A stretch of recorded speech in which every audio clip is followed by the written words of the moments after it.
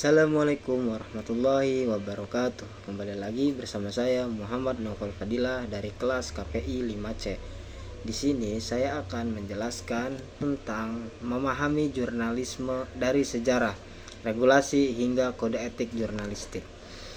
Yang pertama, di sini kita membahas tentang jurnalisme, pengertian jurnalisme, yaitu keseluruhan proses pengumpulan fakta, penulisan, penyuntingan, dan berita. Dengan kata lain, segala aktivitas yang mengarah pada penyebaran berita, mulai dari pengumpulan fakta hingga penulisan dan penyuntingan berita, dikenal dengan istilah jurnalisme.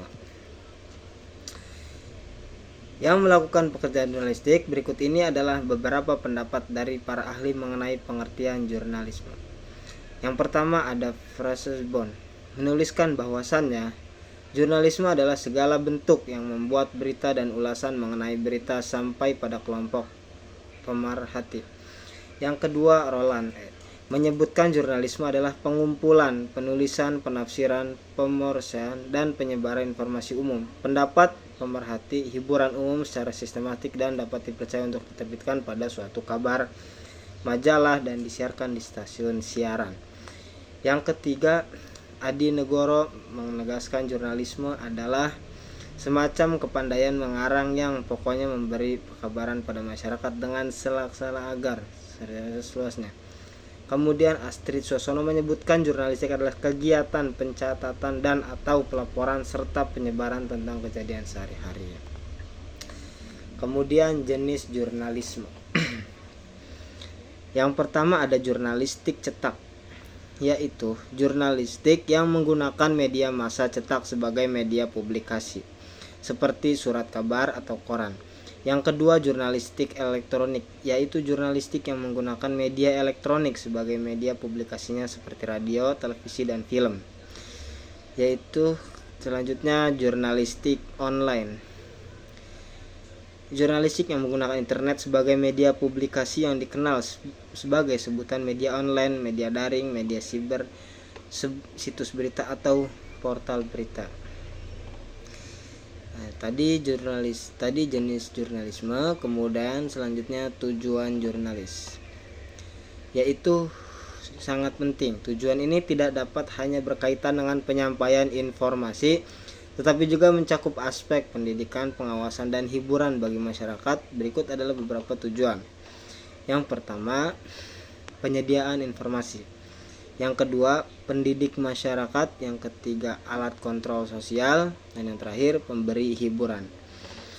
Kemudian, sejarah jurnalisme di dunia Indonesia. Yang pertama, jurnalistik di zaman kuno. Peristiwa kerajaan Romawi, zaman Raja Imam Agung yang selalu menyuruh orang membuat catatan tentang segala kejadian penting. Catatan itu dibuat pada annals, papan tulis yang dipantungkan di serabi penggunaan bagi setiap orang yang lewat. Kemudian jurnalistik abad pertengahan. Abad modern menandai era transformasi besar-besaran dalam dunia jurnalistik. Jika pada abad sebelumnya informasi masih didominasi oleh teks-teks tertulis dan terbatas pada kalangan tertentu. Selanjutnya, sejarah jurnalisme di Indonesia.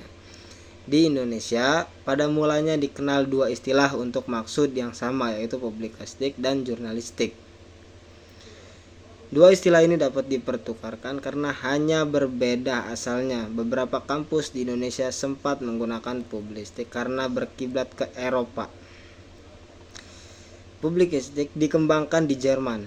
Seiring waktu, istilah jurnalistik muncul dari Amerika Serikat dan menggantikan publikastik dengan jurnalistik Belanda yang kuat mengaruhi pendidikan di Indonesia. Di era-era inilah Bintang Timur, Bintang Barat, Javbod, dan Medan Prajurit terbit. Yang pertama, masa penjajahan Belanda. Pada tahun 1619 atas perintah John yang kemudian pada tahun 1619 menjadi Gubernur Jenderal VOC. Diterbitkan yang ditulis dengan tangan. Yang kedua, masa pendukung Jepang. Yang ketiga, masa Republik Fisik. Yang keempat, masa demokrasi liberal. Dan yang terakhir, masa Orde Baru. Mungkin cukup sekian dari saya. kurang lebihnya mohon dimaafkan. Wassalamualaikum warahmatullahi wabarakatuh.